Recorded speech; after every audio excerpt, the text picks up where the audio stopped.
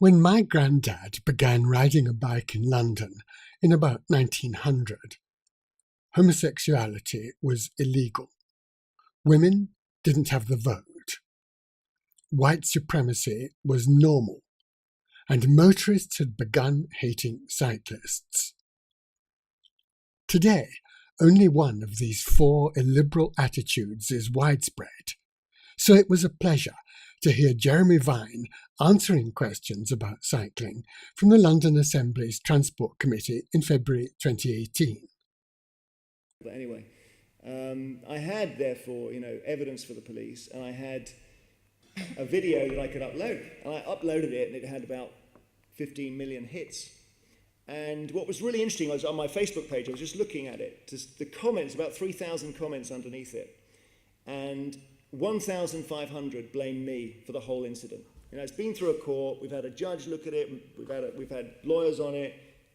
I'm sorry to say the driver was to blame for it, but half the 3,000 blame me. And the chief complaint of the 3,000 is I shouldn't even have been there because I don't pay tax and insurance. And this comes up, all cyclists know this comes up again and again and again. Now, actually, what's really interesting is, if you look at that incident, there were two of us in it, myself and the driver. Only one of us was paying tax and insurance on a car, and it wasn't her. Because I'm taxing and insuring a car back at home that I wasn't using. She turned out to have no tax or insurance. Actually, it seemed not to be, amazingly, an issue in the case, even though when I was a teenager, my parents told me it was one of the most serious crimes to drive around uninsured. So I suppose the lesson for me, to get back to your question, David, was that it's a great shame to say this, but there are drivers who don't like cyclists, and they're in charge of 2 tons of metal, and they're a danger. 7 years ago when I started, my very first thought was we don't need to change the layout of the roads. We need to change the mind of the driver. That was my first thought. And I went along in quite a kind of happy-clappy way, thinking as long as I give the drivers a bit of love and understanding, gradually we'll all learn to share the roads. Sadly, I've come to the conclusion that we will never completely eliminate the number of really angry, dangerous drivers. And therefore, sadly, the answer is layout. And the Kensington incident just underlined that we need a layout that means that driver is not in the same space as me. Worse, I was in Madrid last week because it was half term, actually. I'm just trying to, my impression was that it probably wasn't as good as London, but the mind of the driver was different. That was different. And for some reason, we've probably all been in cars and felt that sense that you've got a machine that can do 80 miles an hour, but you can only do 2. The fury that's inside those metal boxes is incredible. You don't want to lift the lid off. But I just make the point that if you're hit by a cycle, you're going to have about 1,200 joules of energy, Sean, communicated to you. If you're hit by a 4x4, it's about 275,000 joules of energy. But there's no work. The only thing that works, according to this research, are the words "filming for police" on the back of your bib. That's the only thing that buys you a little bit of extra passing space. And a good test for me is, can I get my 13-year-old to cycle from Chiswick to Trafalgar Square on a Saturday? Is there any way I can be genuinely certain she's safe? I don't mind going a long way round. I can't at the moment. I can't. This is slightly disconnected, but it's very pressing. I'm 200 yards from the A4. That thing is spraying diesel particulates, carcinogens, carbon over my children. At least I can do something small to stop it. Because in the end, the biggest thought here is that we are poisoning ourselves, no question. Safety. And it's true that the number of, if we just selfishly look at cyclist injuries, the number of deaths is thankfully low relative to the number of cyclists. However, that disguises the number of people seriously injured in a life-changing way who have only had their lives saved by 21st century medicine. That's the first thing to say. And secondly, there was a survey a year ago about just incidents. Did you have a commute today where at some point your safety was compromised? And, in a five-mile commute, everyone has one incident where they think, oof, I'm glad I stopped then, or I turned left then, or whatever, because if I hadn't, ... But again, with London, I mean, the amazing thing about a bike, you cycle, go into the centre of Soho, you lock it to a lamppost in 2 seconds, no car can park there. It is freeing. But I think storing is a problem for people in a city where we're all challenged for space. I've got a guy who on Twitter who logs a lot of the tweets about cyclists. When I'm driving, I don't know if I can read this out, it includes bad language. When I'm driving and I see a cyclist, I always want to swerve into them and nudge them off, fuckers. Penny. Cyclists wonder why they get, this is Chris P on Twitter, cyclists wonder why they get knocked off their bikes. These rode all the way through the village about 3 abreast so no cars can pass the arrogant F word. Hate them, this is Tom on Twitter, Tom Harrison. Hate them cyclists that take up the whole road and act like they're remaking Tour de France. You'll be doing Tour de Hospital if you carry on.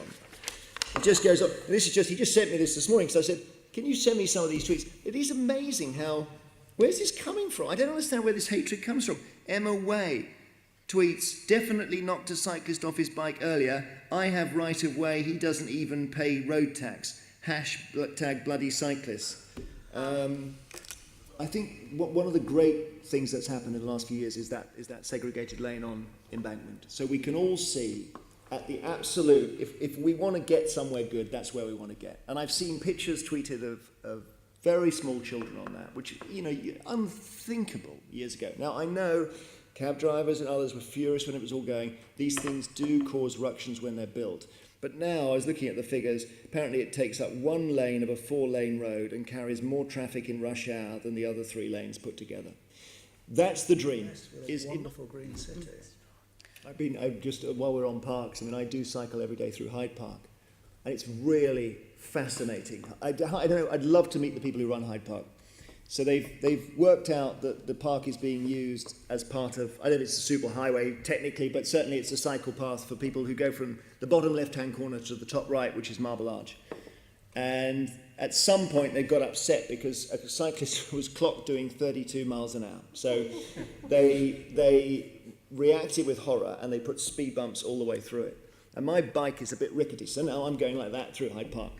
At the same time, you know, you've got cars going up the middle, but you've got also that wonderful segregated lane up the middle of Hyde Park. It's not South Carriage Drive, what is the name of that? The one that slices right through the park. That's a really, really great bit of cycle infrastructure.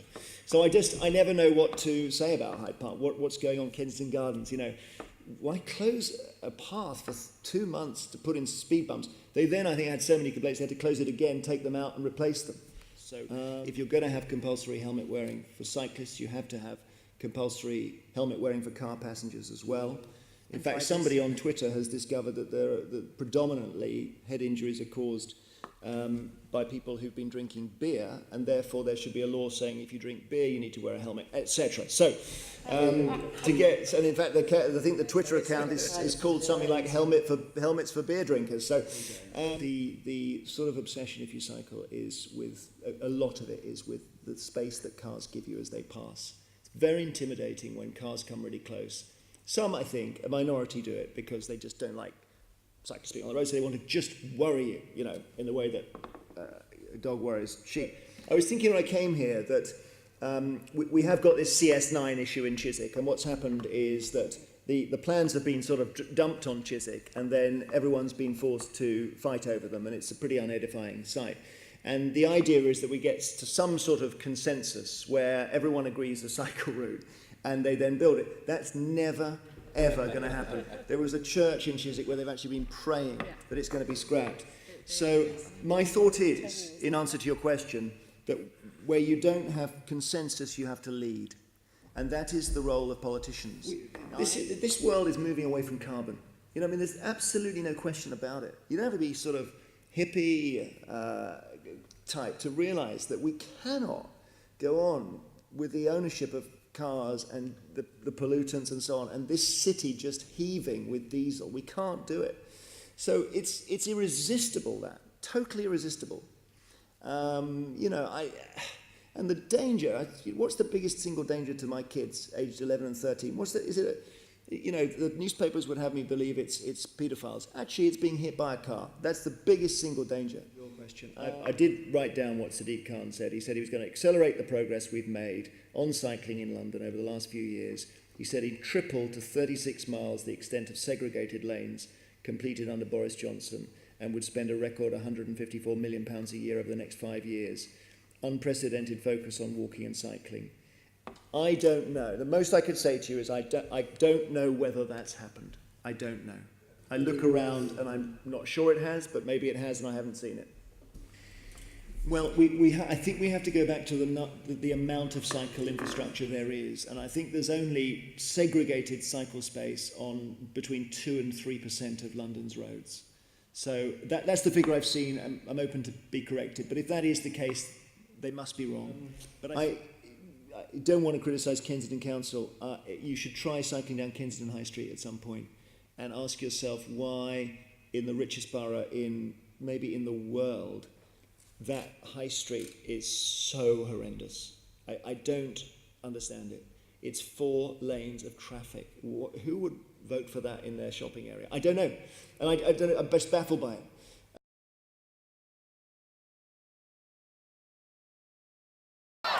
What do we want? When do we want it? Now. What do we want? When do we want it? Now. What do we want? When do we want it? Now. What do we want? When do we want it? Now. The Treasury for decades has refused to fund safe streets for cyclists. It has the fact is that we is here today on a human rights campaign. It's a human right for parents to take their kids to school and not be worried about the pollution in that school. It's a human right for kids to be taken to their parks and not to be worried about the pollution in their parks. It's a human right for parents to live in streets in cities and across the United Kingdom and not to be worried that the lungs of their kids are being stunted. It's a human right for a husband to have their wife to go to work and come home again. It's a human right for us to live in streets and cities that are not killing us. And that's why we are here today.